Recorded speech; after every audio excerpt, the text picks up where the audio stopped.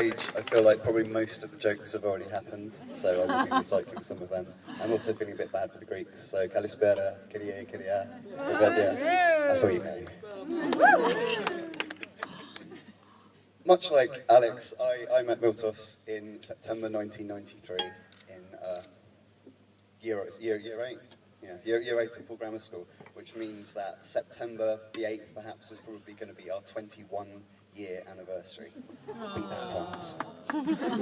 But he was immediately noteworthy for two things, as we have referred to several times. His beautiful, well, three things rather. His beautiful skin, his outlandish and exotic name, and his eye-wateringly awful jokes. And it is comforting that after 21 years, nothing ever changes.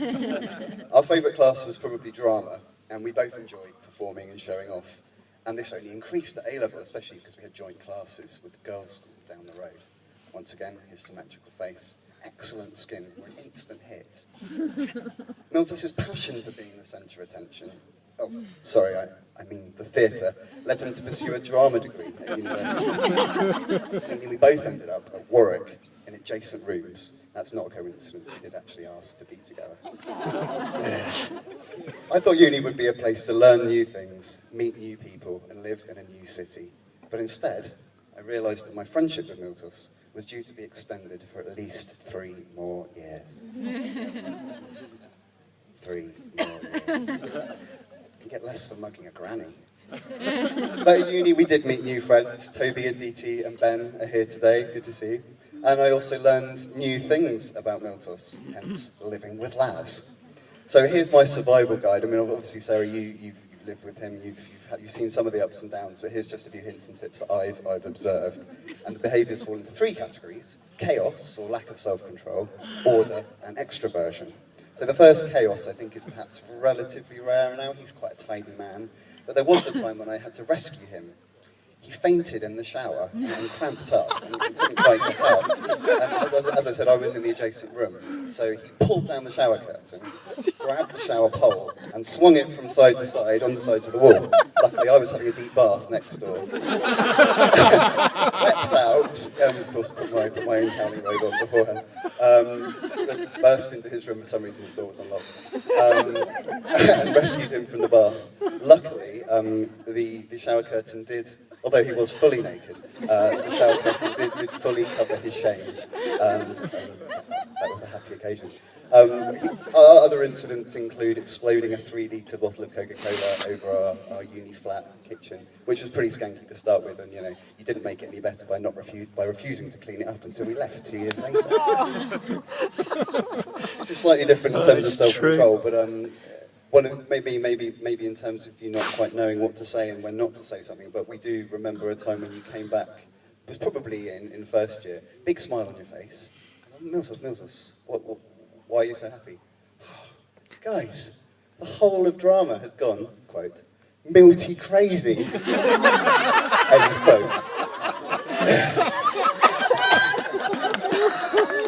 But more commonly, Miltos' oddness exhibits itself in obsessive-compulsive disorder, OCD.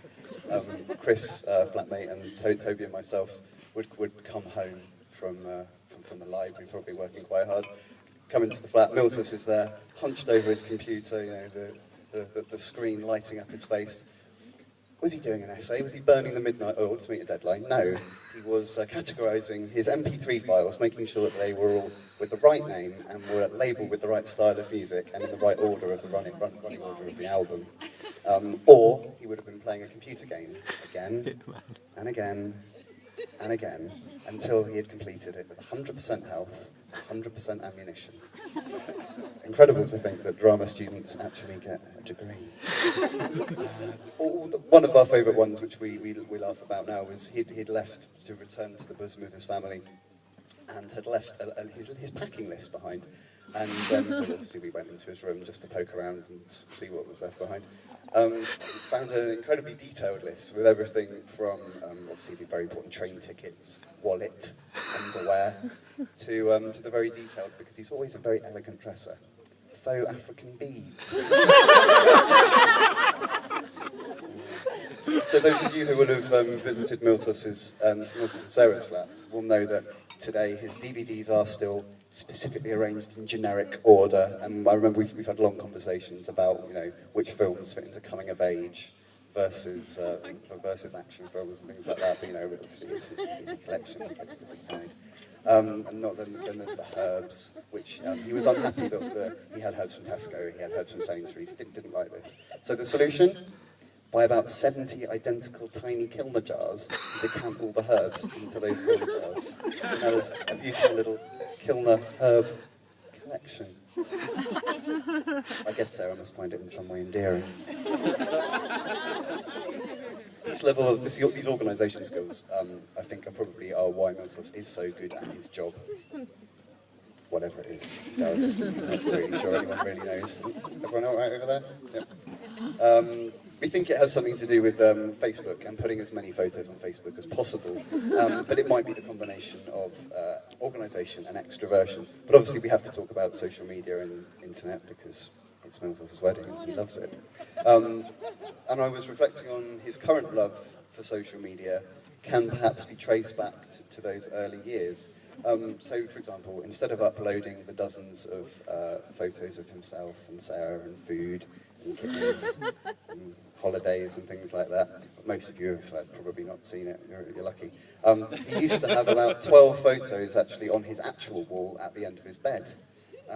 Each one of them, of course, depicted the object of his affections whilst at university. Miltos Lazaridis. I think maybe Claire and Dinos and Steph might have been in one, maybe like in the background somewhere. And of course then there's Twitter. Instead of Twitter, which is 140 characters now, we were lucky enough to have Miltos broadcasting his thoughts to us via student radio, Radio Warwick for those of you interested. So the Lone Voice Show was the name of his show. So entitled because of course no one else could get a word in edgeways.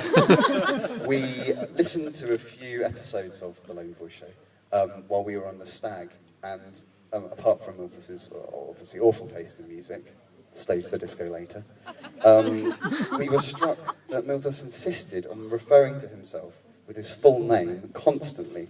So I actually transcribed a short passage for those who weren't tuning into Raw between January 2001 and sort of July 2003.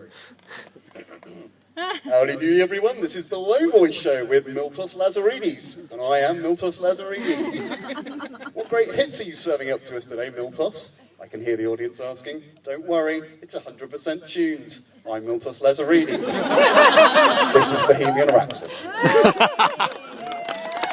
Mamma mia. Of course, the benefit nowadays of social media, Facebook, etc., is that you don't actually have to listen to it, and I can only guess that, along with the rest of us, the only way that Sarah's really lasted this long is by blocking every one